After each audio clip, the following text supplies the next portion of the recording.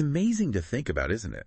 Like how much we're just surrounded. Surrounded. Yeah, surrounded by objects, by images. It's this constant, like, stream of visual stuff, visual communication everywhere. I see. Yeah. Just think about your day. Your phone, everything you see on your commute, the buildings, it's all, been designed, some more consciously than others, of course. But it all has this, I don't know, impact on us, don't you think? Absolutely. It's shaping how we experience the world, whether we realize it or not. And that's really what your sources get at, this idea that, and it's a pretty radical idea when you think about it, but that our era, maybe even more so than, say, the age of relativity or psychoanalysis, is defined by visual communication. Wow. Yeah, that is kind of a mind-blowing thought, actually. I'm seeing that come up a lot in these sources, especially this concept of mass media acting almost like a second education system. Yeah. I mean, obviously, it's not as structured as formal education, and it's not always accurate or reliable. Right. But it's constantly there, feeding us information. And like you said, shaping how we see the world. Yeah, and it brings up some interesting questions about the role of design in all of this. On the one hand, this intense visual environment we live in, it could be incredibly enriching. It's like this huge opportunity to develop a deeper understanding of how to not just interpret, but actually create visual forms and use that visual language for the betterment of society. Right. Yeah. But then, and this is where it gets a bit more complex, the sources also point out this potentially restrictive aspect to all of this, especially when you start to consider like more controlling, authoritarian approaches to visual communication. That's a good point. Power dynamics definitely come into play. Yeah, absolutely. Think about it. Historically, and even today, regimes that want to maintain control, they often deliberately suppress imagination. They make sure creative thinking isn't really fostered in education. And there's a reason for that, right? Because people who can think for themselves, people who can analyze and create, they're harder to control. That kind of independent thinking, it leads to more rational, free, and objective mindsets. And that can be a threat to authority. Right. And what's really interesting is how the sources challenge this whole idea that creativity is like this rare gift. You're either born with it or you're not. Exactly. They're arguing pretty strongly, I'd say, that creative potential is actually inherent in everyone, but it can be, suppressed, actively stifled by educational systems that are too rigid, too autocratic. It's not about a lack of talent. It's about often a lack of opportunity to develop that talent. Yeah. And it makes me think about how much of what we see, especially in advertising, it just reinforces stereotypes and existing power structures. Oh, absolutely. A lot of advertising, the sources are pretty critical of this, presents this kind of, homogenous mass of stereotypical, culturally detached visual products. It's like they're not even trying to spark your imagination, are they? Not really, no. They're more about, it seems, perpetuating a certain worldview, a certain set of values, often tied to consumerism. Yeah. And it's insidious, isn't it? Because you get this constant repetition of those messages, even if they lack real substance. And over time, it's like it gets imposed on us. It becomes the norm. Exactly. And then you end up with this sort of visual mediocrity. It's driven by market demands, not by any genuine sense of public taste. And this is where visual literacy comes in. The sources make this fascinating argument that what we often perceive as a lack of taste, it's not some inherent flaw in people. Right. It's a direct result of a lack of education in visual language. Okay, that's interesting. Think about it. Just like any spoken language, the visual world, it has its own vocabulary, grammar, syntax. It's a whole system. Exactly. And if we're not taught how to read and understand that language, how can we possibly develop a discerning eye? It makes sense, doesn't it? And it really highlights this almost paradoxical situation, wouldn't you say, where young people today, they're bombarded with more visual stimuli than any generation before them. Oh, absolutely. They're constantly engaging with images through, countless screens and platforms. But they're often missing those foundational skills to really process those messages critically. To decode them. Yeah, to decode them. And that's not just, limited to any one socioeconomic group. It's a widespread issue. It is. And this leads to a really crucial point, a crucial understanding, I think, that our senses, our sight, our hearing, they're incredibly powerful tools. And learning design, learning to see and interpret and create visual forms, it's like it unlocks that potential. It's not just about, learning artistic techniques. It's about a fundamental driver of intellectual and perceptive growth. It's about seeing the world differently. Exactly. Now, I know there are people out there who might think, oh, I'll just take a quick design course. A weekend workshop. Yeah, weekend workshop, and suddenly I'll be this visually fluent person. And the sources, they have a word of caution for those folks. They do. They specifically advise against looking for those quick superficial results. Right. Because really learning design, mastering any complex skill, it requires a commitment to exploration, to experimentation. It takes time to accumulate meaningful experience. It's a journey. It is. And it actually reminds me of, the sources mention this, Gropius's own frustrations. He often found himself, facing inquiries about very specific stylistic choices he made or, what tricks he used. But his real focus, what he really wanted to convey, were those underlying principles, those fundamental methods. Foundations. Yes, the foundations. Because you can pick up a few superficial techniques and maybe they'll work for a while. But the sources are very clear about this. Superficial knowledge, it leaves you completely unprepared when you face a truly new, unexpected challenge. Because in the real world of design, every project, it throws its own curveballs at you, its own unique set of constraints, its own opportunities. Yeah.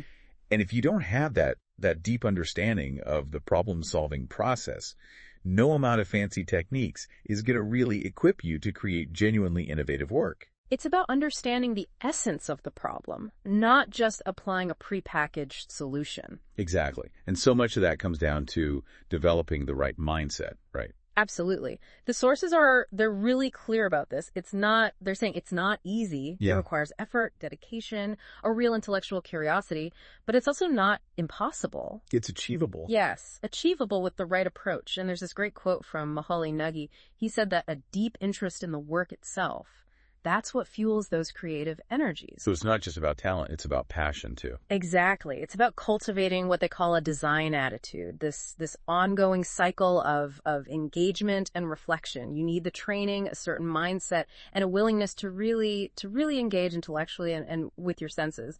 But it's not, dependent on some magical inborn talent. It's about exercising your will and committing to that process of learning and growth. It's about the journey. It is.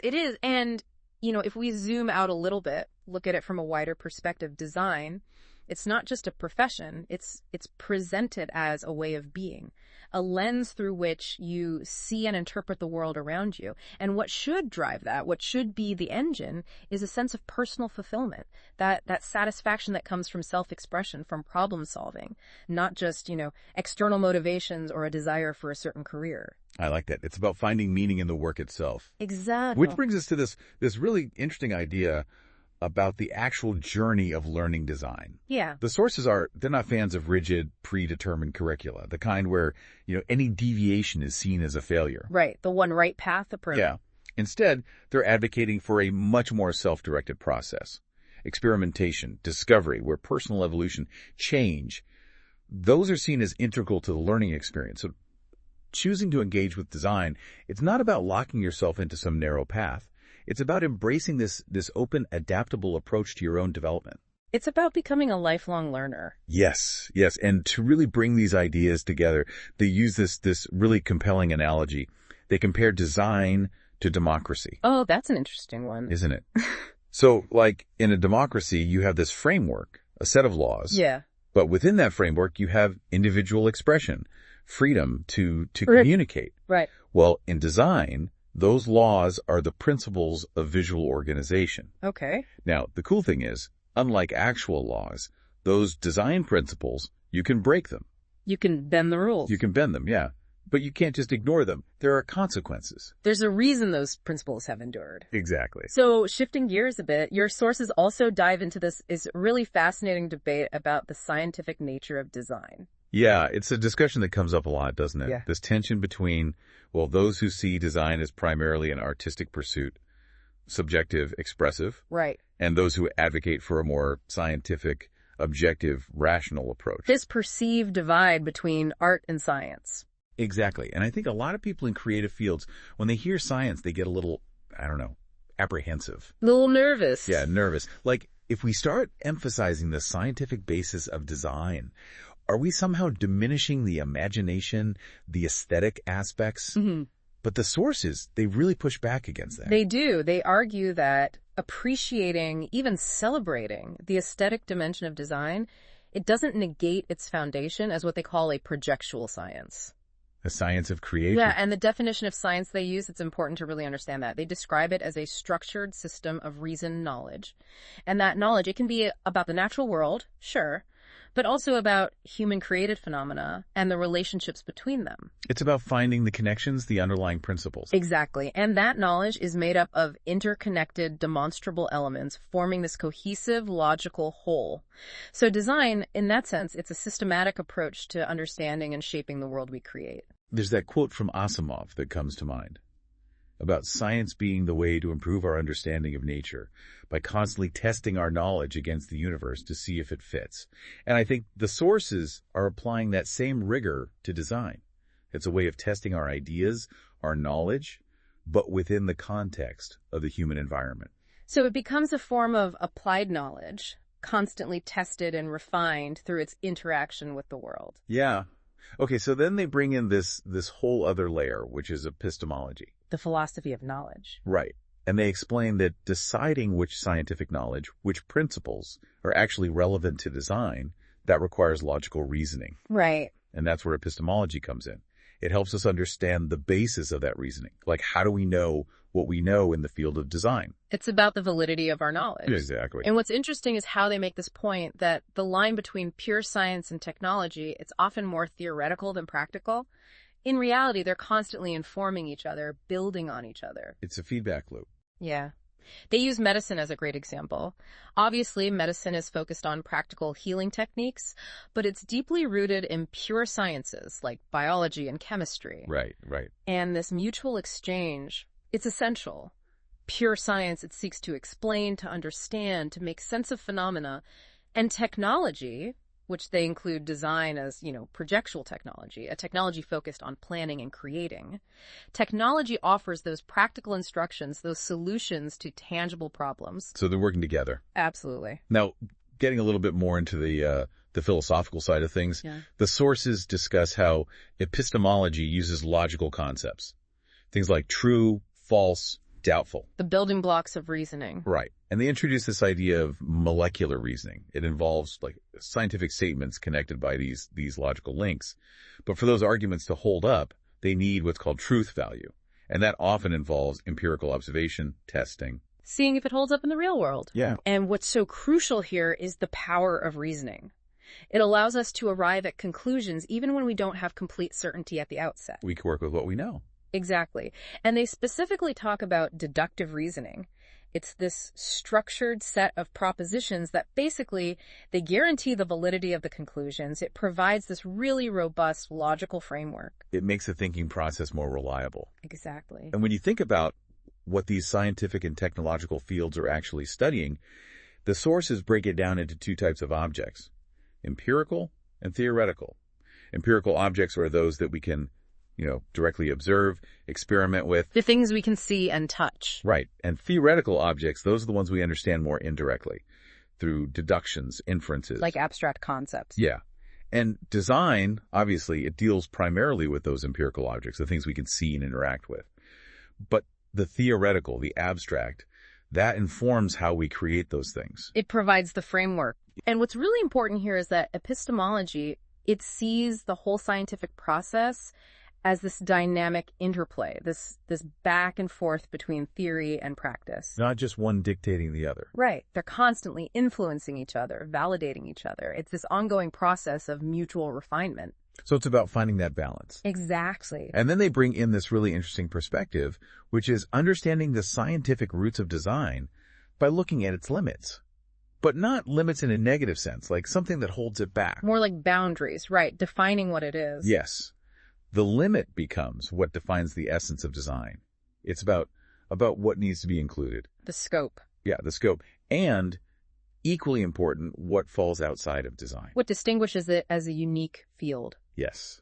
And this brings us to a really central idea, which is design as a projectual science and technology. With all those foundations we talked about, empirical, theoretical, philosophical, epistemological, Right. And they give credit to, let me see, it was Tomás Maldonado who first used this term projectual activity to describe industrial design. Back in 1961. Yeah.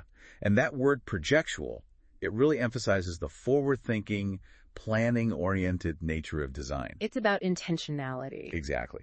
And it's worth clarifying some related terms here. Yeah, because they bring up proyectual, proyectiva, and proyectación, all derived from the Spanish verb proyectar, meaning to plan or to project forward. Right. It all comes back to that idea of intention, of looking ahead. And to really understand the nuances here, they differentiate between proyecto, which is a plan for any kind of work or operation. Is a broader term. Yeah, broader. And then diseño, which is specifically a plan for the formal arrangement, the visual or audio-visual creation. So it's about shaping the aesthetic qualities, the sensory experience of something. Exactly. And they give this helpful example. Developing new production methods in a factory. That's a proyecto, a plan. But it's not a diseño. Right, because the primary outcome, it's not a visual form. Design, in this sense, it's this specific type of project where the result is something you can see, something you can touch. It has a tangible form. And another important distinction, diseño. It refers to the process, the thinking, the development that leads to these tangible outcomes, not the objects themselves. So it's the designer's intellectual journey, translating a purpose into a physical or visual reality. Absolutely. And the sources also briefly touch on the English origin of the word design. It signifies, a mental plan, a project, a program. And it's interesting how its adoption in other languages, in Romance languages, varies. Like disegno in Italian, dessin in French, they often lean more heavily toward the idea of drawing, sketching. The visual representation. Right. But the core concept they emphasize is that any designed form, it originates from a deliberate plan, a strategy. There's intention behind it. Yeah. And they point out that in Spanish, the word diseño, sometimes it doesn't have that same level of clarity as the English design. It doesn't always emphasize the underlying plan in the same way. But it's interesting because even though Spanish has adopted the term diseño, it hasn't been widely replaced by the English word, like in some other Latin American contexts. Right. So it's retained its own specific meaning within that cultural context. And to clarify the outcome of this projectual process, they talk about it being generally termed diseño, or buen diseño, good design, which implies that it successfully integrates both functional and formal qualities. It works, and it looks good. Exactly. And it's important to remember, as they point out, that the vast majority of our physical environment, it's actually made up of undesigned objects. Which makes good design all the more valuable, all the more rare. Absolutely. And they make a good point here that criticizing things just for not being good design, it's not always productive. Especially in places where so much of the built environment is still waiting to be well-designed. There's so much potential. Yeah. So, to sum up, design is really defined by two core elements. Okay. First, you have a problem, a purpose, an intention that needs to be addressed. And then the conceptual process, the mental plan, the program that you devise to achieve that solution. How? Exactly. Ultimately, they define design as this mental strategy, the series of tactics that encompass that whole journey from the initial idea all the way to the final realization, incorporating every step, every consideration to achieve that form that effectively serves its function. And they even bring in, classic design principles. Form follows function from Lamarck, and Wright's idea of form and function are one. Those are core principles that have stood the test of time, haven't they? Yeah. And it leads nicely into this concept of projectual thinking. The sources describe it as a distinct mode of thought that emerged, really came to the forefront in the 20th century. And it influenced so many fields: art, industry, philosophy, psychology. It wasn't just about having ideas. It was about having ideas in a structured way with the intention of creating something. Add purpose. Yeah, purpose. And tracing its development through those key artistic movements. German Expressionism, Italian Futurism, Russian Constructivism, Cubism, Dadaism, Surrealism. It's fascinating to see how those movements were all grappling with this idea of form and function, of creating new ways of seeing the world. And it was all happening against this backdrop of the Industrial Revolution and these incredible discoveries in Gestalt psychology, which is all about how we perceive and organize information. It was a time of huge intellectual and technological upheaval. And the Bauhaus, of course, it stands out as this incredibly influential center for these ideas, along with the contributions of, the giants of modern architecture, Le Corbusier, Gropius, Mies van der Rohe, Wright, Alto. These were revolutionaries, completely changing how we think about buildings and space. They had this radical vision for the future. They did. And Maldonado's perspective is interesting here. He makes this argument that while the history of the modern movement, it's not just the history of industrial design, he acknowledges that a lot of those foundational principles, they were forged within that movement, particularly through this lineage that connects Ruskin and Morris to Gropius. So there's this cross-pollination of ideas between disciplines. Absolutely. And what the sources ultimately argue is that at its core, projectual thinking, and by extension design thinking, it all stems from architecture and art. Okay. Architecture, it provides that essential dialectical unity, that inseparable relationship between form and function that's been refined over centuries. And art, it injects that vital energy of beauty. So you have practicality and aesthetics working together. It's about creating something that works and is beautiful. Exactly. And it was that fusion, that potent mix of architecture, art, science, and technique that really led to this whole new way of conceiving industrial objects, one that considered function, use, scale, space, form, and style. It was a move away from purely decorative approaches towards something much more integrated, much more rational. It was about creating a better world, in a sense. It was. And so by the late 20th century, design, it's presented as this creative, operational, and technical endeavor, arising from projectual science. Okay. It's this constantly evolving body of knowledge, structured by this logical and thematic coherence, and built on this foundation of architectural, artistic, scientific, and technological principles. It's dynamic, always adapting to new knowledge and technology. It's always changing. Right, and to understand that fully, we have to look back at how architecture itself evolved. It's actually an integration of so many different disciplines. Oh, absolutely. It draws from human and social sciences, Yeah. philosophy, history, psychology, aesthetics, sociology. All of those provide the context for understanding human needs, human culture. Right, and then you have the arts, painting, drawing, sculpture, literature, theater, music. All of those contribute to our understanding of beauty, of emotional resonance. And then, of course, the exact and natural sciences. Maths, geometry, physics, chemistry, biology. They provide those essential logical and analytical frameworks. So architecture, it's inherently interdisciplinary. It is. And the 20th century, it was this explosion of new sciences, building on those fundamental disciplines. And design, the sources argue, design is one of those contemporary sciences. It uniquely synthesizes all of those ways of thinking, architectural, artistic, exact, and natural, with all these other emerging fields of knowledge. It's calling from everywhere. It is. They list some of those key modern sciences that are fundamental to projectual thinking. Social psychology, psychoanalysis, Gestalt psychology, linguistics, semiotics, morphology, ergonomics, and then, of course, the whole world of electronics, which led to informatics, telematics, cybernetics, and robotics. Each of those fields brings something unique to the table, a different perspective, different tools. Wow, that's a lot to consider. It is. But it shows you how rich this field is, how much intellectual depth there is to design. And then, in addition to those exact sciences, you have the influence of project engineering, especially in structural calculations, and physics and chemistry, in material technology. Right. It's all connected. And what's really interesting, they even hint at the potential future influence of phenomenology, heuristics, and topology on design, although they suggest that that's still to be fully realized. It's an evolving field. It is. And while fields like sociology and linguistics, they obviously predate the 20th century. Right. Their integration as comprehensive scientific systems, that's a defining characteristic of this era. They became much more formalized, much more influential. So it was a time of bringing things together. It was. And there's this great quote from Jordi Lovett. He suggests that design can be approached from so many different perspectives.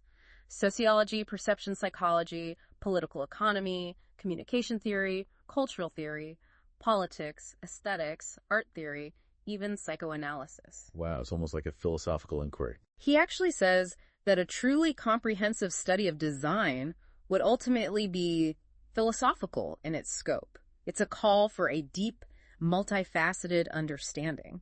And that leads to this key point. Yeah. That projectual science, it's not just the sum of all those individual sciences. It's not about adding them up. Right. It's this subtle combination, this interplay, this synthesis of all those different areas of knowledge. It's about how they inform each other within the specific context of design. Yeah. And they define it as an interdiscipline. A new structured system of knowledge with its own logical and thematic unity. It draws its propositions and principles from other established sciences, but it has its own unique framework. It stands on its own. It does. And they use some helpful examples here, like an architect who's designing a television studio, they don't need to be an expert in electronics. Right. But a basic understanding of how electronics work, it's going to lead to a better design. More informed choices. Exactly. And an industrial designer creating a new vehicle, they don't need to have a PhD in ergonomics, but an awareness of human factors is essential for making sure that the design is usable, safe. It's about having that working knowledge of how these different disciplines connect to enhance creative problem solving. Right. And this goes back to Aristotle's idea of knowledge building upon itself. Creativity doesn't exist in a vacuum. It's about making connections. It is. And the sources emphasize that projectual science, it demands this interdisciplinary perspective. There's this quote from Gaston Breyer that's really powerful. He says that designers connect with reality through this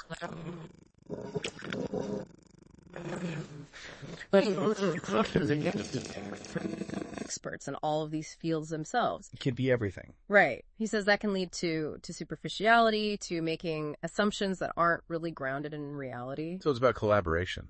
It is. The designer, they're like the coordinator, synthesizing the insights from all these different fields. Bringing it all together. Exactly. And the key takeaway here is that the designer, they shouldn't be trying to impose their own personal ideology through their work. Right. But they also shouldn't be this purely technical consultant devoid of any kind of conscious engagement with the broader social and cultural implications of their work. It's about finding that balance, isn't it? It is. Okay, so then the sources bring in this really interesting perspective from Herbert Simon, who was at MIT.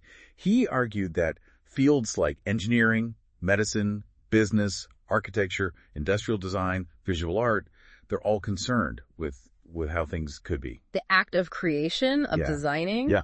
He saw this common thread in all those professions, which on the surface seemed quite different. And his core argument was that creating a science of design, it's essentially creating a science of the artificial, the human-made world. Oh.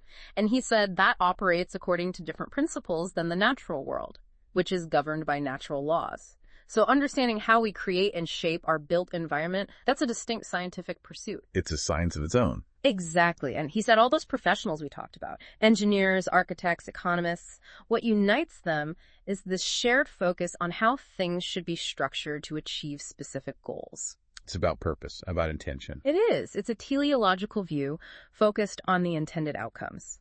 And it's important to note that Simon's definition of design, it's pretty broad. He includes anyone who conceives actions to change existing situations into new ones. So it's not just about the traditional design disciplines. Right. He says the process behind creating, whether it's a physical artifact or a new business strategy, it shares this underlying problem-solving structure. So it's a way of thinking, a way of approaching challenges. Exactly. And he really hoped that professional schools would embrace this more intellectually rigorous, analytical, and empirical science of design. He wanted it to be more systematic, more evidence-based. More grounded. Right.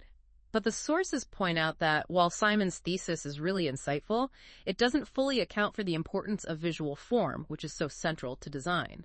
Just equating the projectual with a general science of the artificial, they argue, it doesn't capture the unique considerations involved in visual creation. The aesthetic dimension. Exactly. So let's shift our focus now to the purpose of design, the end goal. Right. And the sources are very clear about this. They say that if designing fundamentally means directing the creation of form toward an intention, then the overarching purpose of design is to fulfill a human need. It's about solving problems for people. Exactly. And that's where design gains its social relevance, its meaning, by providing a formal response to a function. It's the tangible expression of a solution. Form and function working together. Yeah. And they provide these two really interesting statements that encapsulate this. Okay. First, design is a projectual science aimed at individual and social well-being. So it's about improving lives. Yeah. And second, the designed object itself as a direct response to a specific need. Meeting a requirement? Yes. Ultimately, they say the primary aim of design is to create useful objects that serve human needs within their environment, both the social and the physical. It's about making the world a better place to live in. And to capture the essence of that, they use Max Weber's concept of rationality with respect to ends.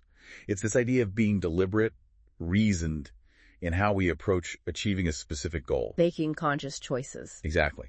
But they also caution, with all these expansive economies, this constant growth of the market, Right. we have to be really careful about how we define purpose, because it's become so easy to create artificial needs through marketing. Things we don't really need but are convinced we do. Oh, absolutely. That's the whole engine of consumerism. Yeah. And so they break down needs into these 4 distinct levels. Okay, let's hear them. First, the real basic priority needs. The essentials. Right. Then the real needs for well-being and comfort, things that make life better. Then you have the apparent or created needs. The ones that marketing convinces us we have. Exactly. And then, at the bottom, inadequate needs, often driven by, ostentation, luxury, those things that don't really contribute to our well-being. That's a helpful framework. It is. And they argue that design, in its purest form, it should focus on those first 2 levels, addressing those genuine, fundamental human needs. They even go so far as to say luxury is not a problem of design. So design has a moral dimension, in a way. Yeah. It's about responsibility. And they give some concrete examples of those basic individual.